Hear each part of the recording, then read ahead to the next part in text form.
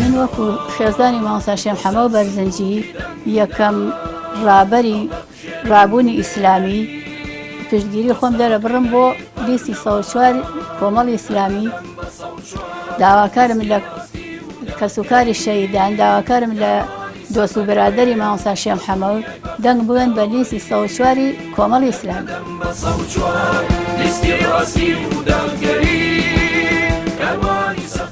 من وەکو خێزانی مامۆستا شەهید شاڵەتی واژەیی کە ڕابەری پەیوەندی ئیسلامی بووە، داواکەم لە خۆشەویستان و ئەوانەی کە ئەم لیستیان خۆشە دەنگ بن بە لیستی 104 کە لیستی کۆمەڵی ئیسلامیە.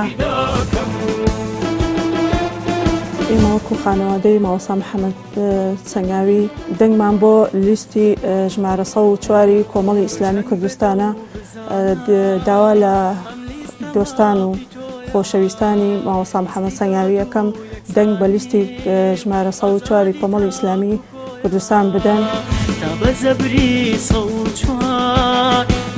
من وەکو یەکەمین پێشمەرگەی ڕابوونی ئیسلامی لە کوردستان و هەروەها یەکەمین چەکی جیهاد کە کردومەتە شانم و وەکو برای شەهید ئازاد بەرزنجی یەکەمین شەهیدی ڕۆژنامەنووسی ڕابوونی ئیسلامی لە کوردستان پشتگیری خۆم بۆ لیستی 104 کۆمەڵی ئیسلامی دەردەبڕم. من وەکو خێزانی شەهیدی سەرکردە مامۆستا عەبدوڵڵا قەسری پاڵپشتی خۆمان ڕادەگەیەنین بۆ لیست 104 کۆمەڵی ئیسلامی کوردستان. هیوادارم هەموو مسلمانان و هەژاران مسلمانان دەنگ بەو لیستە بدەن، چکە کەسانی باش و دەستپاچی تێدا گەندەڵکاری ناکەن.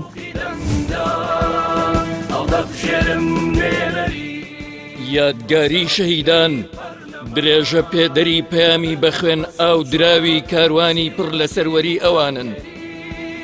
کاروانی سەفەری ڕێم بۆ دونیای بەختەوەری دەم لە دەم بە 104 لیستی ڕاستی و